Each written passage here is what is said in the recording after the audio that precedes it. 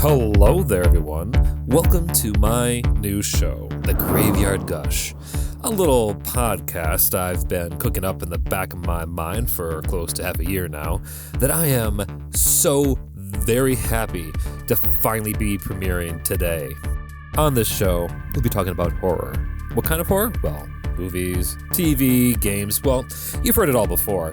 But unlike other series that tend to just focus on critiquing our favorite horror media, we'll instead be gushing about it. Regardless of whether it's good or bad, on this show, it'll be nothing but pure, unfiltered fan adoration. On this inaugural episode, I have gathered some of my closest and dearest friends here in Milwaukee to come and talk about Lisa Frankenstein, a horror comedy directed by Zetta Williams that is described by Google as a film about a misunderstood teenager and a reanimated Victorian corpse embark on a murderous journey together to find love, happiness, and a few missing body parts. Without further ado, let's get to the gushing. Intro-wise, I meant to get notes earlier, but I'll just wing it later. Real quick, introduce yourselves. How you want to be known? What you want to be known for? Any kind of thing you want to call out? Hi, I'm Kenny. I'm an alcoholic.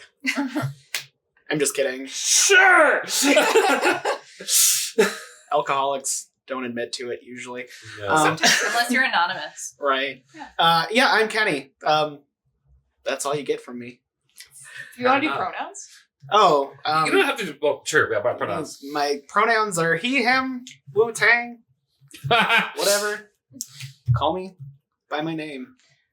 All right. I am Tiffany. I am a part of Brit and Tiff on YouTube. I also have my own creative sewing channel at Tifficus. And I love horror movies. And my pronouns are she, her. There you go. That's what you get. And what about you, Callie? I'm Callie. I have no social media presence. Neither do I. The only people who follow me, people who know me personally. I use she, they pronouns.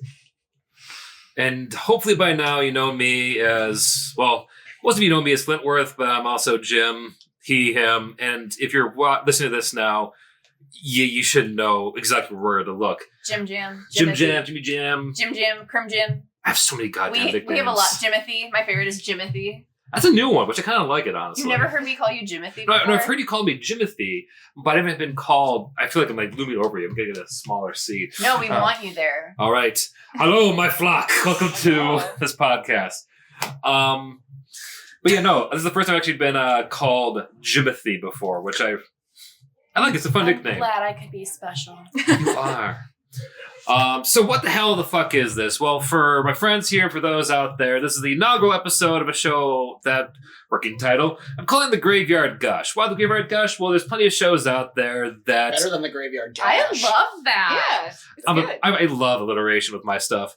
Yeah. But why The Graveyard Gush? Well, there's plenty of shows out there that, review movies, that critique them. No. Here, we're just pure fans, loving what we love, and just gushing about it.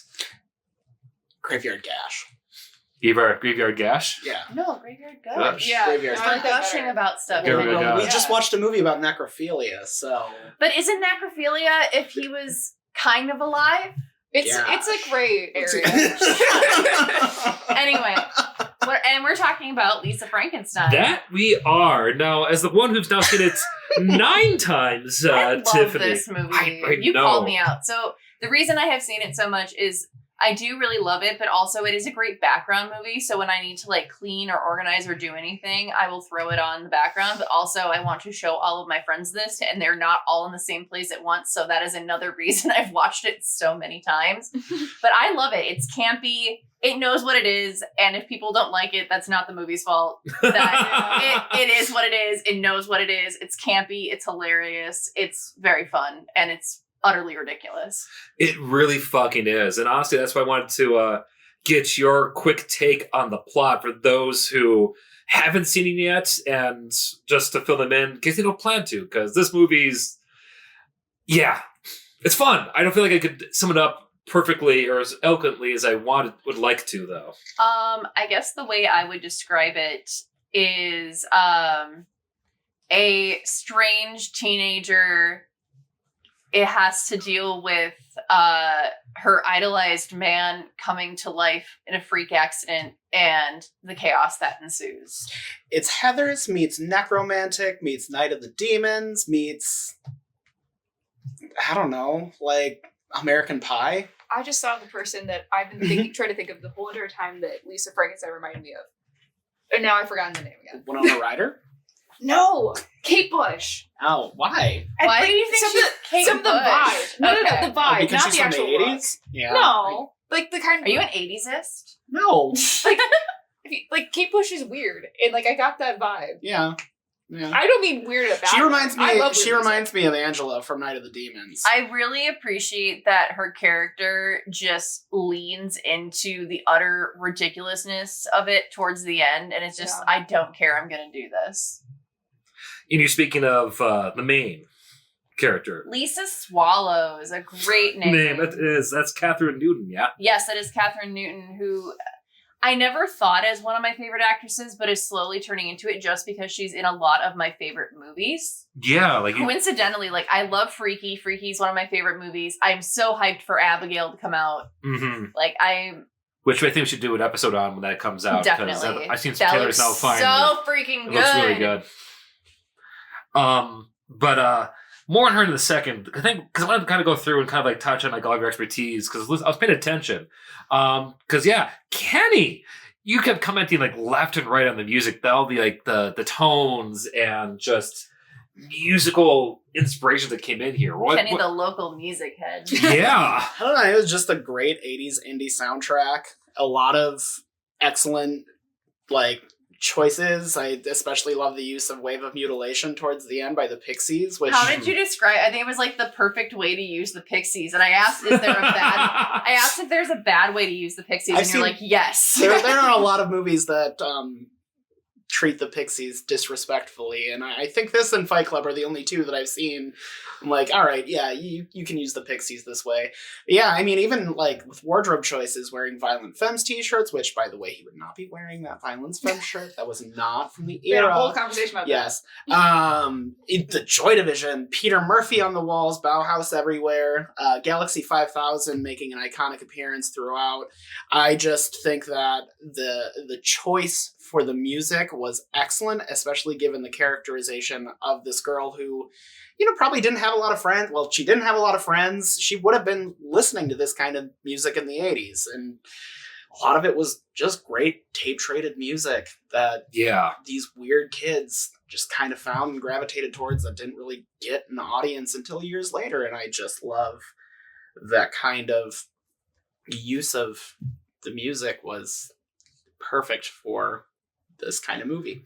Yeah, you can definitely tell it was directed by, this is a good segue to talk about Zelda Williams, directed by someone who lived and grew up through the 80s, like around this music kind of forming their like... How old is Zelda Williams? Yeah, that's a good question. I don't think Zelda Williams grew up in the 80s. I mean... I could be wrong, though. I think she's older than me, at least. Pull up the Wikipedia. Yeah. All of us just on our phones Google searching right now. She's 34. We're the same. She is older than me by 2 months. She was born in July 31st, 1989, which makes sense why it also takes place in 1989. But and pardon me, because I just got done watching this. I just hit record here.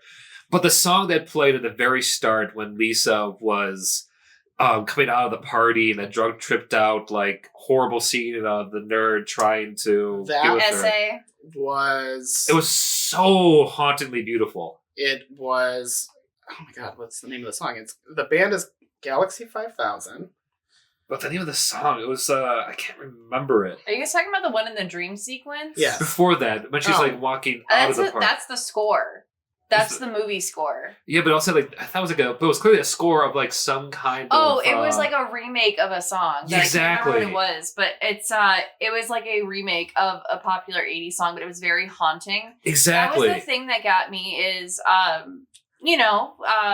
we have to be careful how we say things, but like the SA scene, essentially, like it was very short, very realistic, very out of kind of nowhere, and that music hits you right in the stomach right as you notice it's happening, and it just played together and it fit really well, and I appreciated that they didn't just like shy away from it and make it something funny. It was this is not okay kind of thing, and now she's going through this, and then the transition into the graveyard, beautiful. Yeah. Beautiful. That's why I brought it up. And unfortunately, Callie, you didn't see this. No, I didn't. But so this is one of the reasons I have to go back and watch at least the start of it. Okay. Yes. But what I at least loved it for my first time viewing is that the song was like they chose initially was like so quintessential, like pop 80s. Like the kind of like you'd hear all the time in Stranger Things kind of represent like the idolization of 80s. It was I Can See Clearly Now. Yes! Yeah, it was like a really deep, like gothic, creepy version of I Can See Clearly Now, of which of course makes even funnier sense knowing that she was tripping balls the entire time. Yeah. I want to know what she was given. Yeah. They said it was like PCP, I think. PCP doesn't do that to you. Like... Thank you for that. No comment. No. You've done your research, right? Yeah, I've done my research. Yes. Not on PCP, thankfully. I wouldn't do that one. That's on my no list. But all I was going to say is that I just love that, like, this is supposed to be like this like happy song but used from coming out of this such traumatizing, tripped out scene was just such a great start to the whole rest of the film. The opening animated sequence, like, yes. so cute. That's another like reason this movie reminds me a lot of Night of the Demons is because it like has that same bright color palette. Like Night of the Demons, granted, is a lot more like darkly comedic than this. Like I wouldn't watch them as a double feature, but like the animated like title sequence reminded me a lot of that same movie where you had like that weird, bizarre kind of art style introducing you to this cartoonish yet harrowing story. Yeah. Mm-hmm. And yeah, I mean, even like it's something too that if you're not paying attention, like it doesn't take away from the story, but now you know more of what happened. Right. It's essentially like his story. mm-hmm. And if you're not paying attention, you won't know it. But if you do, you know. Considering he doesn't really talk until the very end. Okay, speaking of which, can we talk about Cole Sprouse in this movie? Because my favorite was Callie not realizing and be like, fuck you, no it's not. Yeah, it's well, not Cole I Sprouse. came in, like, how long was the You movie came going in for? right as he got resurrected. Yeah, so, like... At the 20-minute mark. Yeah. So he was like nice and gooey. And I had never Oh, seen he was this movie. very goofy. Yeah, I never seen this movie. I really didn't know anything about it. And, like, I was like, fuck you, that is not Cole Sprouse. Like, I I'd be like, no, it is, I promise. like, I remember, like, I grew up watching Sweet Life of Zack and Cody. I know that face. Oh, yeah, Like, totally. He did such a great job because he doesn't have any lines in the film and he uses such great like facial expressions and stuff. And obviously like it's a fucking ridiculous. Sorry, can I swear? Yeah. Yes, by all Okay, means. I should have asked that 3 fucks ago. Sorry. Oh, don't worry. My wife alone has made my channel so thoroughly in the Oh my R-rated gosh. So but that means what's a it's- content zone. it's a ridiculous concept where she's using a tanning bed to bring this guy back to life, and it's ridiculous. But like, you care about him because he's like such a sweet guy. So further like Tiffany's point before, like the true mark of a great actor is when you can make such a memorable role out of having no lines. Yeah. Like the man's facial expressions. That's like something that I've always like emulated in my past lives as an entertainer was like trying to convey a story with just what my face would do. And Cole Sprouse is exemplary of that kind of acting. His body language. Especially with all the prosthetics. He has to go Right. through all the prosthetics. Well, I mean, Yeah, his I'm gonna Victorian, probably- like fancy man Mannerisms? stuff. Oh my gosh! I'm probably gonna show my like Stanislavski or theatrical background, but you can tell the guy definitely got a course or two in the Italian art of Camellia dell'arte. I don't know butcher the name, but just like the sheer. He did remind me quite a bit of like one of my favorite subgenres of horror is giallo. Yeah. Very, very giallo. Yeah. And But yeah, but to circle back, because Callie, I want to kind of touch upon the fact you came in, 20 minutes in. I need to rewind at least a little bit back. So you kind of had like the flipping through channels at midnight kind of experience, and we came across this bizarre thing. Like, you know what? I'm gonna go along for the ride. Yeah. What was your initial like reaction to just what we threw you into, literally into the deep zone of this film? Well, I mean, so I kind of knew like very little about this movie going in. Like, I knew it was like set in the 80s, and I could have I kind of assumed from like the name that it was going to be like kind of like a Frankenstein story, which like, you know, I'm a fan of those kind of stories. I mean, for example, Rocky Horror is a Frankenstein story. The Rocky Horror reference of Damage Yes! Unit. All of us, I think, cheered and clapped at that point. I was also thinking that a good example of, a bad example of acting without any lines is Rocky in that movie. He just needed to be pretty. He just, And he barely did that. Yeah, Sorry, that's a complete opposite end of Frankenstein's monster acting. No, I liked it a lot. I love the style of it. I was saying that I've been considering getting bangs, and Lisa Frankenstein's bangs were not helping me. Like, there's a lot of times I watch back like movies that are either set during that time or were like, you know, period times where they're like recreations, and I'm like, damn it, it's so good. I want to wear that in real life. Like. I want her wardrobe in that movie. It was very good. I'm sorry. I'm gonna bring up Night of the Demons again. That dress was so similar to Angela's. I mean, there's clearly some inspirations from a lot of classic. Well, and horror. I feel like maybe that's something that she watched because we see her watching horror movies at home, so I'm sure that's where she got her inspiration from. She reminded me a lot of like Ali Sheedy from The Breakfast Club. Mm-hmm. A lot of like wardrobe influences from those like weirder, quirky, hipster 80s children. Yeah. I think I said to myself that by the end of the film, she was like going full on Tim Burton. Yeah, you did say that. Full on like Naruto sprint almost. Yeah. Really, yeah. Oh my gosh. I know you didn't want this to be just a straight up review, so I want to know what was your favorite part of this movie? That is a good question.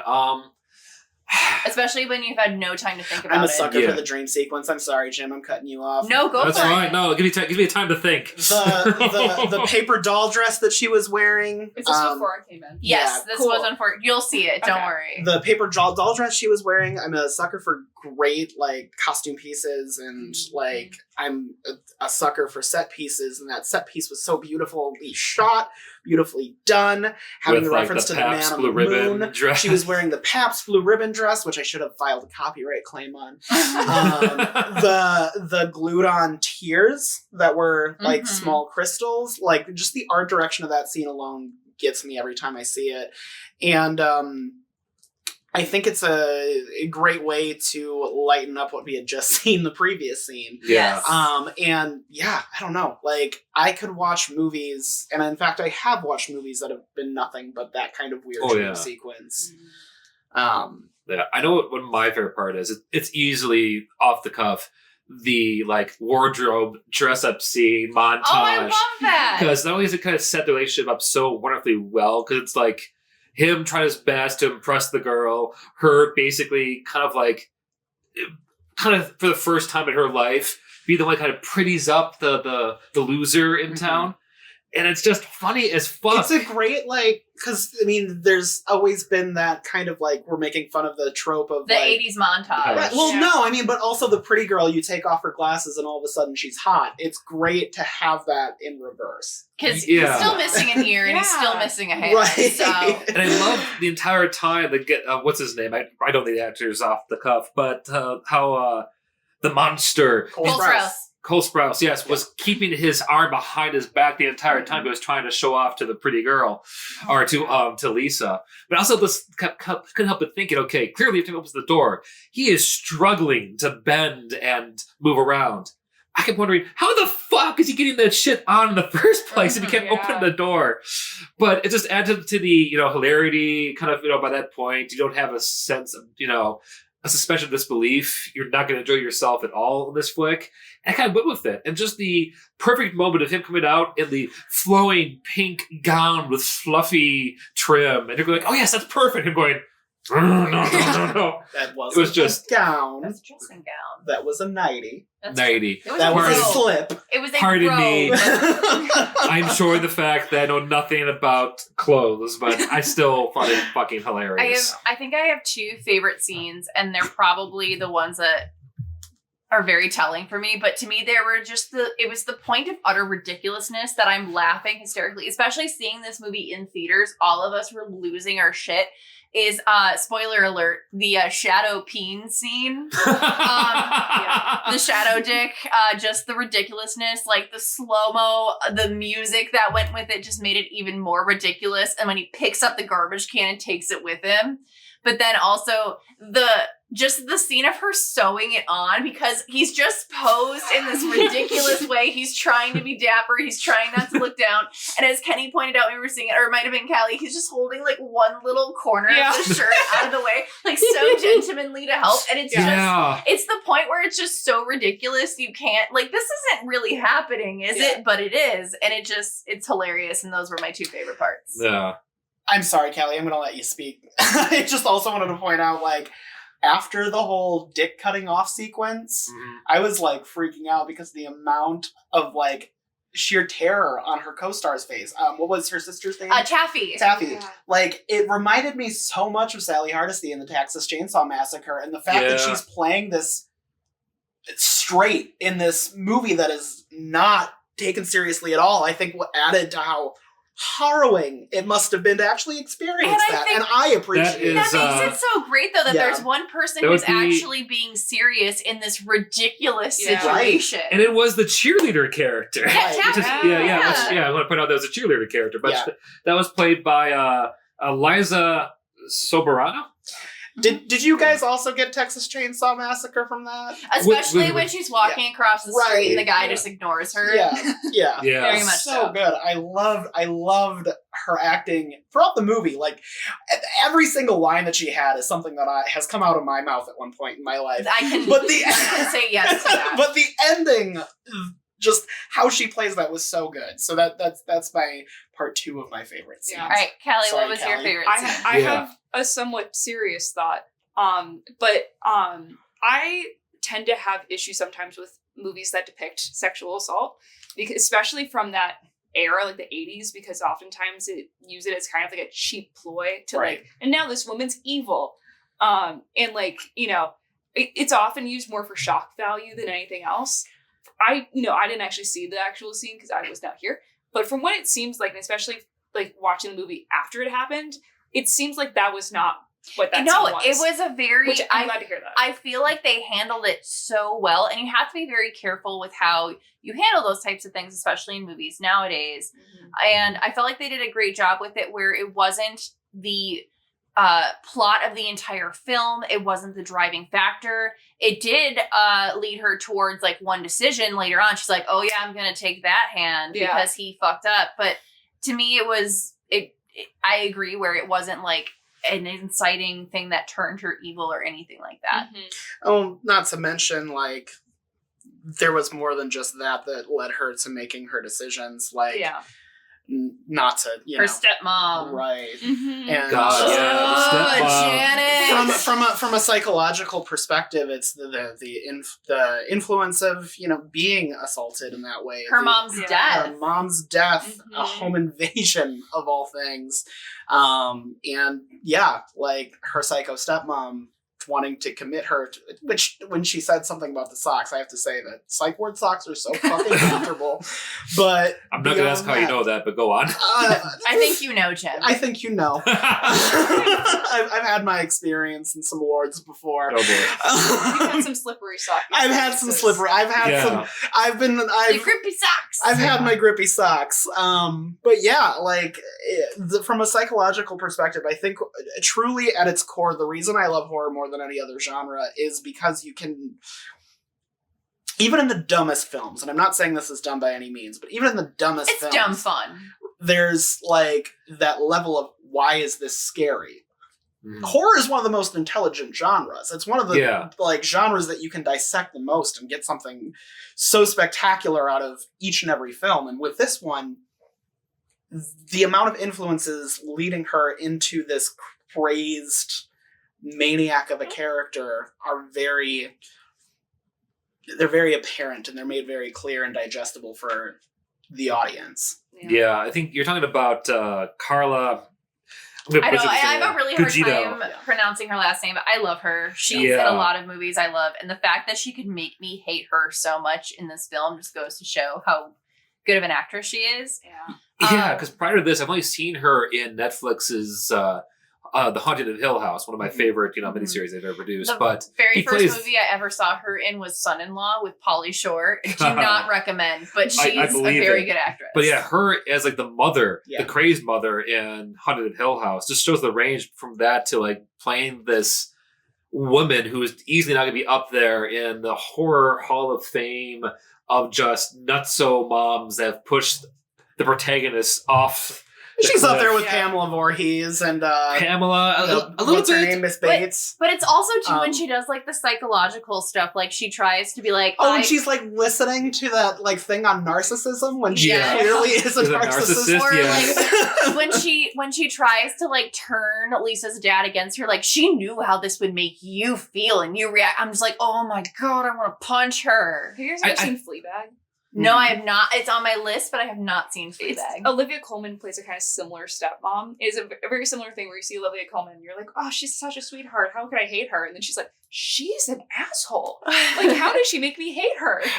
The mother reminded me so much of Jenna, of a friend of mine's mother growing up, who had like in their basement, lined across the walls, hundreds of those precious moments statues. My precious moments. She had an awful taste in interior design. I mean, the white with white statues.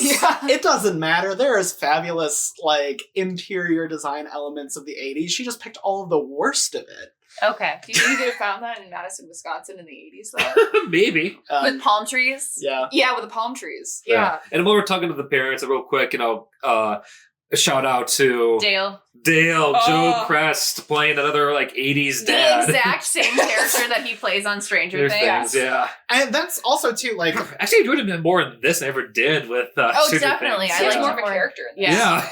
His role too, like going back on that psychological aspect of like him being kind of an absentee, like I'm not saying he's completely absentee, he's but like he detached. didn't care. He's very detached, like, and I feel like that's how he deals with the loss. Right. Yeah. And it's also like latchkey kids all have their traumas. They all do their fucked up things, and it's because of the lack of parental guidance. And I think that was a huge factor. Like he played a very lighthearted character that is actually very true to life. Yeah. You can see like, where kids who grew up with these kinds of parents may not like end up like Lisa Frankenstein per se, like Lisa Swallows, but it's pertinent. It's an important commentary. Yeah. It reminds me of kind of like of a line from Indiana Jones and The Last Crusade where like Indy talks to Sean Connery about like how he really wanted like a friend. He wanted a father at the time. Yeah. And that's what I kind of got the impression here. Like he was very much a buddy to Lisa, but she really needed like that a father figure. And at the end too, when he didn't even realize that his daughter's tombstone said "beloved wife" on it. Yeah. Like Taffy saw it and was kind of like, "What?" I did think it was interesting that he is able to comfort Taffy after they are talking to the police, I believe, about the stepmom. That he is able to comfort her. And it's interesting that we never see that. He felt more like a father to her. Right. To we Lisa. never see that with him and Lisa. No. Yeah. And part of me wonders if that is how he deals with his wife's like murder and stuff like that, especially because Lisa was like there and was a survivor of it.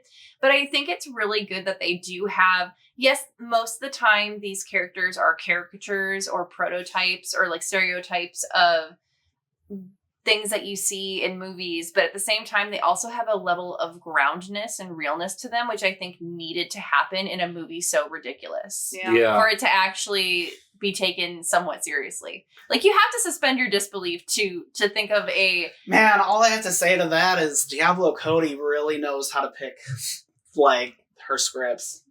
Yeah. This and Jennifer's Body, which take place in the same universe. Yeah. Really? Yes, Diablo Cody has confirmed that this takes place in the same universe as Jennifer's Body. But that's exemplary of what you were just saying is, Yeah. You need that level of You groundedness. need that level of This groundedness. kind of insanity, and both of those movies really have that. Yeah, Mhm. I think one of the things, I mean, kind of going back to what we were talking about before, I think one of the things that drives me insane is like someone who, like, this is going to make me sound a lot more experienced in this than I am, but I used to do like theater makeup design. But like when someone is so clearly like too modern for like what it's set to be, it drives me fucking insane. Like if it's like It was so period. it was really good in the best way. Yeah, and like I definitely saw some influence by like modern makeup because I was gonna say the white under the eyes was very like 2010s. What about the whiteout on the nails, Kenny? Uh, but For those who can't see, Kenny like visibly cringed. Yeah. the skin all felt very like light and that kind of thing, which the does feel blush was more. great. There was some stuff that I'm like, that looks a little bit more modern based, but it doesn't take it away from me. The period accurate toys. Well, I mean, Oh my god! Post-coital milk. Ugh. Lisa's makeup was very true to the 80s. Yeah. And that's the most important thing. If you fuck up your main character, you're gonna take me out of the film. Absolutely. And they didn't with her. As I said, the only modern thing that she had was that white eyeliner, which was very Gives that presentable. big wide-eyed Right. kind of thing. Yeah. So like if you see the Right. reasons why they did certain Yeah. things. One thing I could totally see critics or people, who are like hoity-toity being upset about that I loved was how like the cutting and jump in like different scenes, like how there really wasn't much time between the monster or the creature, right, rather, going from being a muddy monster to being washed off in the next scene, and her just kind of like jumping to the next thing, this and that.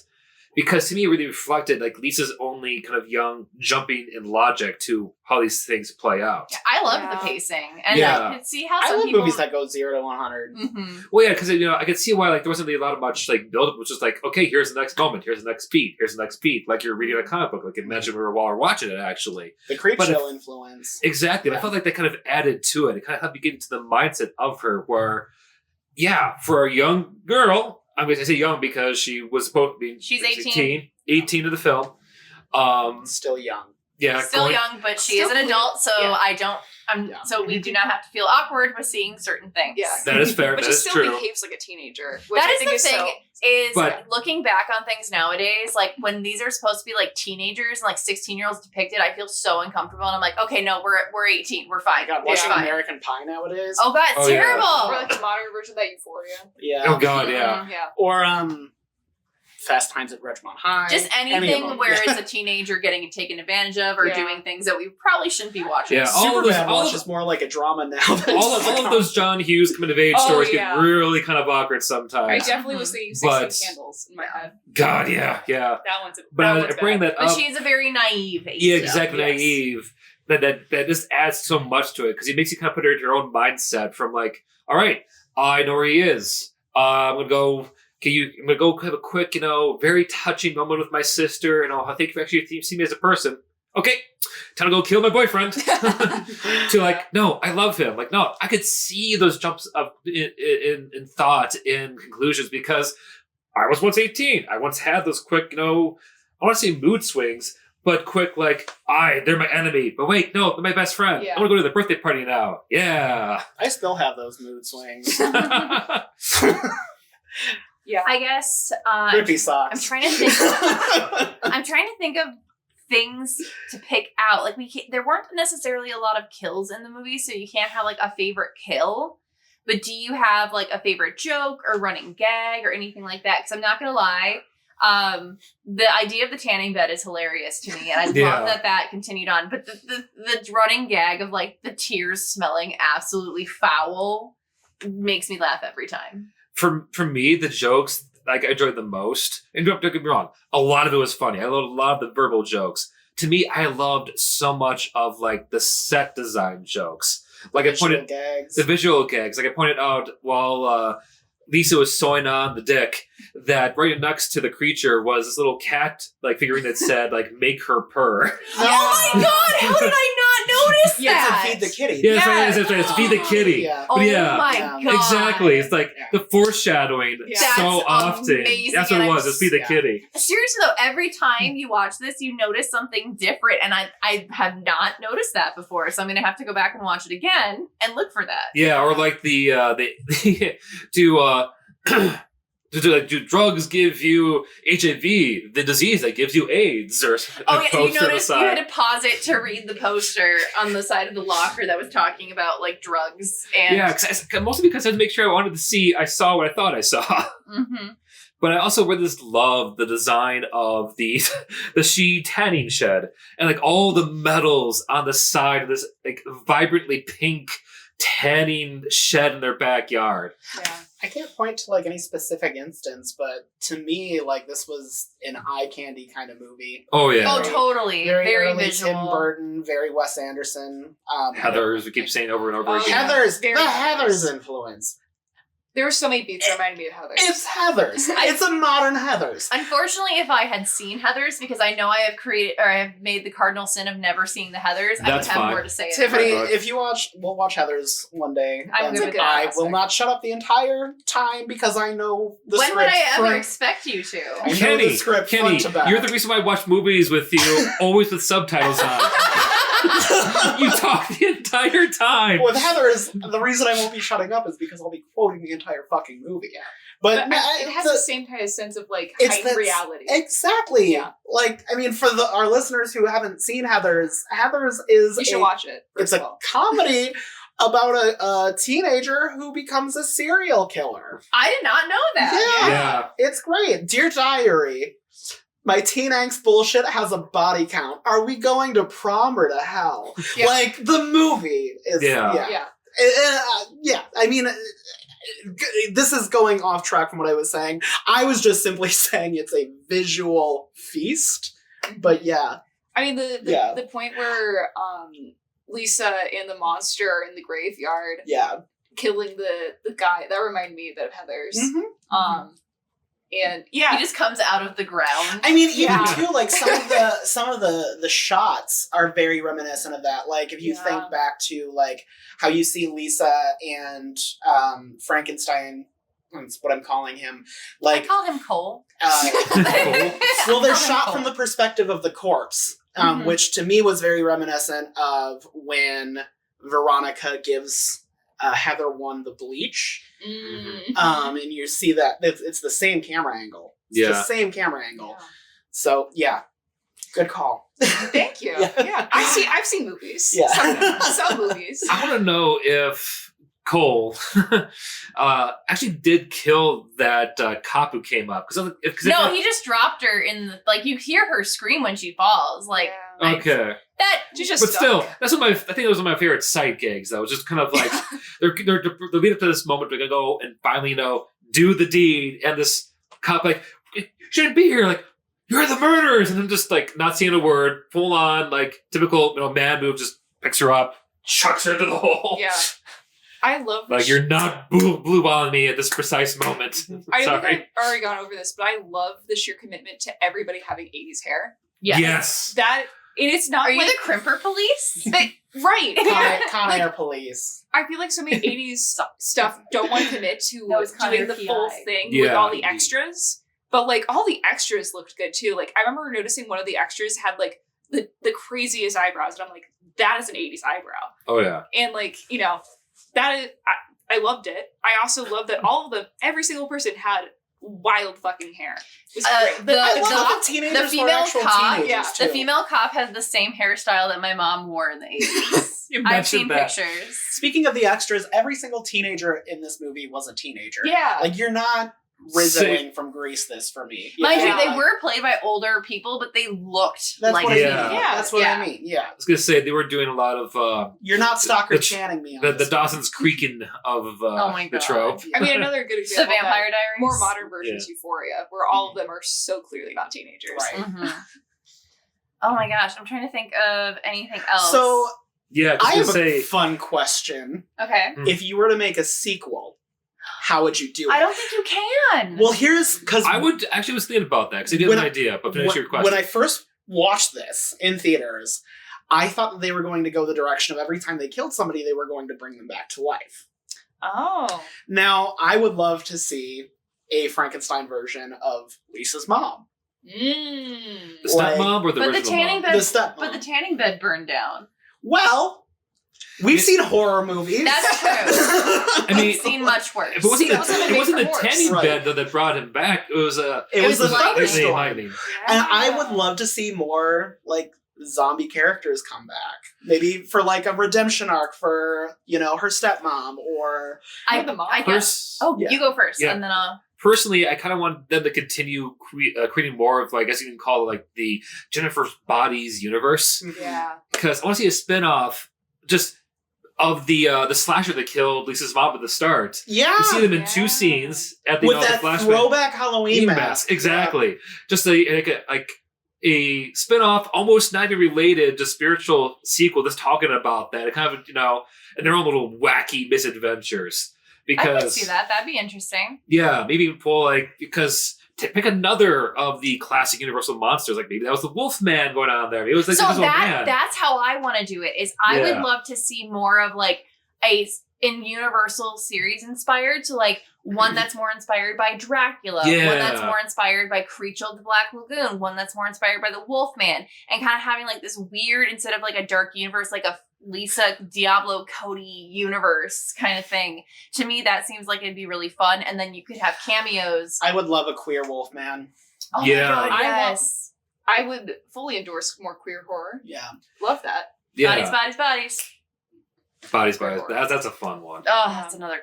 If you want good queer horror, Dracula's daughter. Oh my god! So I own every I need to single. see that. I It's own. on Oh, Black good. server. I own every single The original lesbian Universal. vampire. I own every single Universal Studios classic monster movie in a giant collection. And oh yes, Yeah. We have a watch it. marathon one of these days. Can Yes. I also say something that I thought No. was possibly going to be a reference?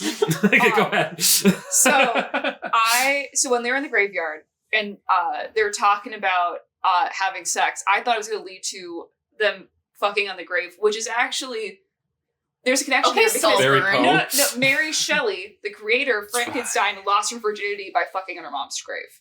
I did not know that, which I You find didn't? no, Oh, which I yeah. find very strange because of how much I love Mary Yeah, Shelley. and all that sometimes you'll get references to it in Frankenstein's stories. stuff. Interesting. So I thought that's where they were going. In fact, there's sometimes a call line that I say in Rocky Horror about fucking on your mom's grave. That's a Mary Shelley reference. There is, So- I can't remember which one it is. I am an avid fan of Hammer horror, as problematic as it gets sometimes, but I love Hammer. But in one of Hammer's Frankenstein movies, there's quite a bit of fucking on top of graves. Yeah. Which one? Just from research. Yes, just Yeah. personal reasons later. Now I'm just really craving peach rings. Right? Yeah. I never had a peach ring before, but now I want one. They're good. So They look They're good. not my usual go-to reach for kind of candy, but they're good. They're too fake. But that's like a candies. good example of like how we can clearly see that Lisa's a teenager still. Like Yeah. that's so kid-like. Like wearing them on her fingers Yeah. before she eats them. Like you can see in the scene where he's asking for an ear, like she still has like 3 different Mhm. ones just on her hands. yeah. And then it becomes the wedding ring. Yeah, that's like pretty freaking adorable. That's honestly. freaking adorable. I do know there's 2 people who are not here who had very funny things to say or like very specific things to say. And I know Brittany, her favorite thing of this movie was she will just say 2 words. I don't know if this is 2 words or 3 words, but forehead kisses. She like died every time. She's like, it's so sweet. But then also, so we have a friend, Cass, who also saw this movie, not at the same time the rest of us did, Mhm. but it was like right when Lisa is about to like get into the tanning bed, and Cass just goes, "Oh, but he's hot now," and that to me Oh, lives, so they're a monster fucker. that lives in utter infamy to me. It's just that line of, "Aw, but he's hot now." That's the other thing we kind of talked about too, is when we were at Horror Hound, there were so many kids cosplaying Yeah. as Lisa, and I find it so problematic because this movie is literally about like killing people, getting fucked, and suicide. And I mean, it's like at least I they weren't, knew like- that I watched that weird way- shit as a kid, but now that I'm older, I'm like, should they be watching this? In another way, it's like Heather's. Yeah. that's Heather's. Mhm. Interesting. Nah, I feel like we need to watch Heather's next. But I was going to say that anytime. I have a feeling. I haven't watched Heathers in a while. Is this podcast just going to be called Lisa Frankenstein and then just Heathers? Heathers. I was gonna say though, like you're right though about like little kids dressing up as Lisa, but it could be worse. It could be like those other kids you saw dressing up the characters from the Terrifier movies. We're not going to talk about that right now. My new biggest pet peeves is Con, and I hope you're listening to this. I hope one of you are those motherfuckers who dress like the Terrifier, dude, because they can't let it go. Aren't the clown cosplayers? That's what I'm saying. They're the worst. They're the worst. That's they what I'm think saying. they're the stars of the show. They think they're funny, and they're fucking not. They just get in the way. You get in the way. I almost took out a child because there was a little tiny Art the Clown, and I swear he was everywhere I went at Horror Hound, and he was always honking his stupid horn, and I just about turned around and punched him, and the mom was just straight up like, honey, we should go over here now. I'm like, get away! Elvira's about to smack a bitch. I was. You don't want to be fucking like jump scared by a clown. It's not even that. It's they think they're original. They think they're original. They think they're the star of the convention. They stand in the entryway and get in everyone's way while people are trying to walk around them. They make noise. And there are so many of them. Yeah. Sorry. They're like this. They're like this generation's version of the Heath Ledger Joker, or that's right. Very incel. Yeah. It gives me incel vibes. Allows them to be like the class clown, but still be edgy. Right. And look, like, and it's not for everyone. I love the Terrifier as much as the next person. I don't. No, it's not for everyone. It's not for everyone. And I respect that. But, like, fucking stop. Fucking stop. If you're thinking about dressing like Art the Clown, don't. This is your this is Kenny's PSA. Don't do it. Be original. I will knock a motherfucker out. Okay, I'm just kidding. I probably won't, but... I'd like to see you fight a clown. After class. Okay. I'm trying to think. So were there any other points that anybody kind of wanted to touch on or ask about? That's what I was exactly about to bring up, because we have about at least 30 more minutes I would like to record, and knowing how much we tend to ramble and talk, let's have some final thoughts. Anything at least you would want to say that has been said yet at all? I have something. Go for it. I really like the bugs just... Oh my gosh, the bugs. I love that, like, the ongoing bit of the bugs just falling off that guy. Even during, like, loved when, like, the bug fell on Lisa during, like, the sex scene, and he, like, so carefully brushed it away. Well, of course he's a gentleman. And I want to bring up that sex scene because, truthfully, nothing happens. No. We don't see anything. And I feel like this movie did a great job of being very tasteful with certain things. And this is part of it where the whole movie, like, she just wants to have sex before she kills herself and before she dies and gets caught for murder. And this whole big buildup. We literally don't see any nudity. The severed dick is completely in shadow or covered in a napkin, which to me is really funny because I'm just like imagining them holding a dildo on set the whole time. It looked so much like it was a dildo. It was totally a dildo. But the point of that I was trying to get across before Kenny hops in was that it's very tasteful. Like, we don't see nudity, we don't see breasts, we don't actually see a penis, and it's very much like just loving. And then the final moment, like, is when they actually kiss on the lips, like right beforehand. Like, that was really sweet. Yeah. I was just gonna say, even when those asshole kids are in class saying that she's like dressed like a slut, I was like, what? Like, she was completely covered. I can see her ankles. Right. I mean, I've been fucking called a slut while wearing like a long dress. You know, well, then fuck those kids. Yeah. Fuck those. This wasn't a kid. This was an old man. Well, I've been called that old man. I've been called a slut in the bathroom at Pride Fest before. That's wow. That's a story for Pride Fest. That's a story for a different podcast. Yeah. But Callie, what about the bugs? I loved that it was just like an ongoing bit and there was no need to explain it. It was just like, yeah, he has bugs. Like, well, he's from a cemetery. Yeah. Well, yeah, but like, I liked it. I thought it was fun. Yeah. Like, I you don't know know, where they you don't kept need to coming explain from, everything. 'cause he kept getting clearly more and more alive. Aw, but he's hot now. Yeah. I just like to imagine that the bugs were just his friends hanging out in his clothes. You know? I do love me some creepy crawlers, yeah. Yeah. This is just my final thoughts on this. Is it was a fun throwback to 80s horror. Mm-hmm. Also, bringing in a lot of modern thought into it, which a lot of movies that we get nowadays that are throwbacks to 80s horror, i.e. The Terrifier, we don't get that kind of modern lens. which I really appreciated in this. Is it was just a good callback through 2024's eyes. So, Yeah. also art direction in this movie. Gorgeous. Fantastic. Gorgeous. I do want to say Fantastic. something quickly about that I think going off of that like the gender is very interesting in this movie. Like, I don't think that this movie would have had the same, like, necessarily the same view as it did if it was made in the 80s. It wouldn't True, have been made in the 80s because at all. he's very sensitive. He cries. He's an artist, and But- she's like, "Dude, calm the fuck down." And Lisa also says, like, specifically, like, you don't have to be a man to have one, specifically referring to the penis, Mhm. which Yeah. I don't think they would have said that in the 80s. What was Oh, his they name? wouldn't have. Patch. Patch. It A lot doesn't of- define him. What I think is funny is a lot of horror movies that are considered progressive from the 80s are definitely accidentally progressive. Yeah. Yes. And this one was progressive, thankfully, Yeah. not accidentally. Yeah, it was Mhm. thoughtful. And actually, I'm glad you brought that up because, like, my final thought was going to be, and this would be, I guess, partly gushing, also partly throwing shade, and because I want to at least throw some kind of fun little argument here. As far as, like, movies that have come out recently that have been both progressive as well as, to my opinion, very pro-feminist in terms of just, like, Lisa's just growing agency throughout the entire film. I feel like Lisa Frank did a better job Lisa than Barbie. Frank. Lisa Frankenstein, sorry. I shortened it. Yeah. But yes, I know, but I don't want us to get sued by like Lisa Technicolor. Frank. I don't want us to get sued by Technicolor leopards.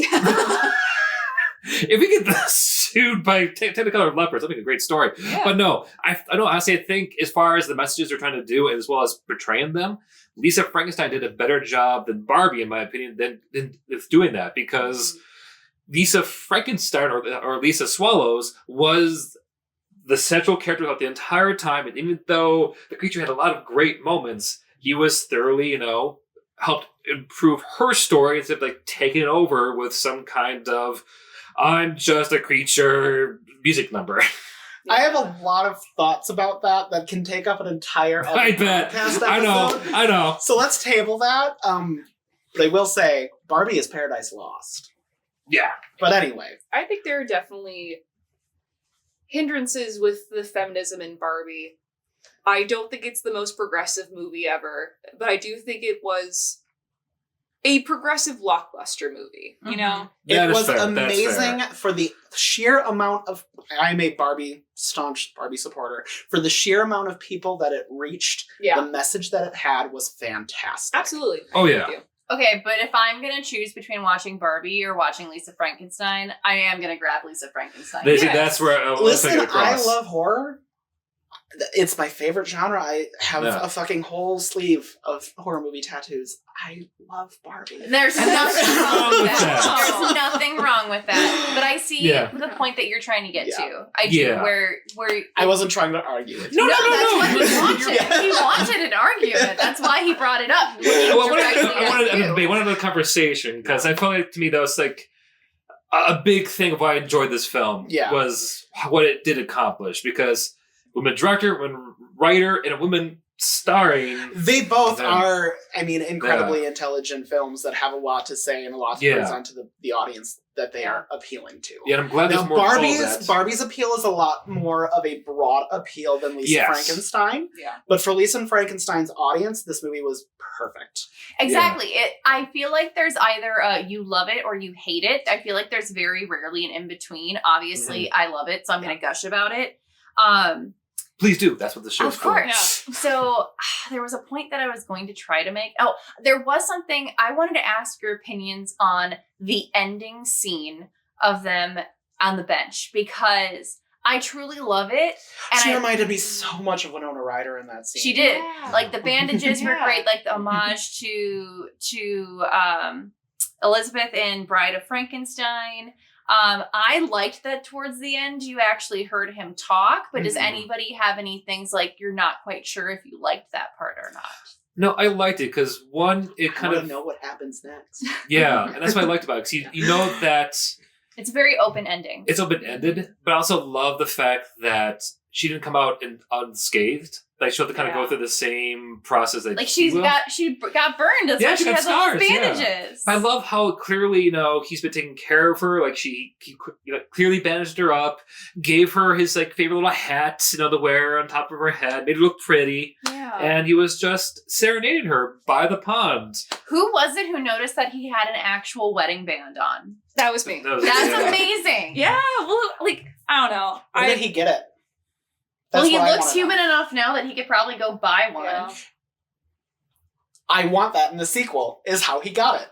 Yeah. It's literally a depiction of undying devotion. In this growing, hopefully, like Pulp Fiction-y like world. That's kind of what I want from like a joint universe if they do it. Yeah.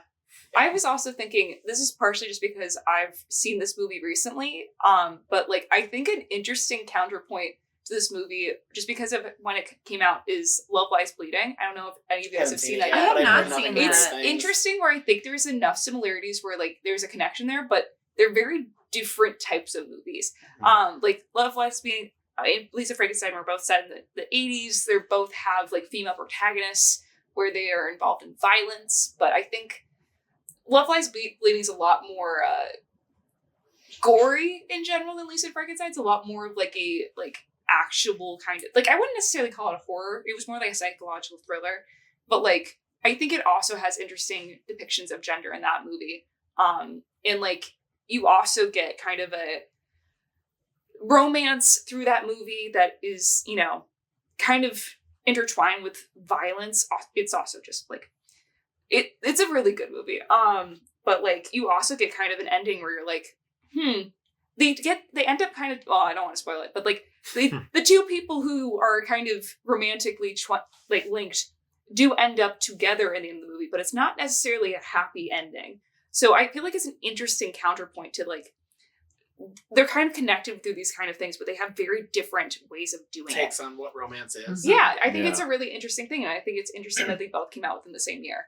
I also think that this is a very different point of this movie where it's the only time that I kind of thought mutton chops were slightly attractive. Yeah.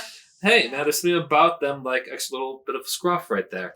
He wears them well. Yeah. But Ken, I do like that point. That's kind of what I was trying to get with my own thing with the Barbie comparison. Yeah. I'm glad they're both here, but of the two, I think, I clearly like the one I like. But I think that's about as much I wanted to grab from you all today because it is getting late. I'll say this, there is room for Barbie and Lisa Frankenstein. Thank you. We need to get that on a t-shirt. Yes. There's room for Lisa Frankenstein. Next I want a Monster High movie, god damn it. Hey, thank you so much for listening till the end. If you enjoyed this, hey, let us know. Consider liking, subscribing, hitting that bell to be notified by other future endeavors here on this channel. And if you don't, no worries. We love you either way. Take care.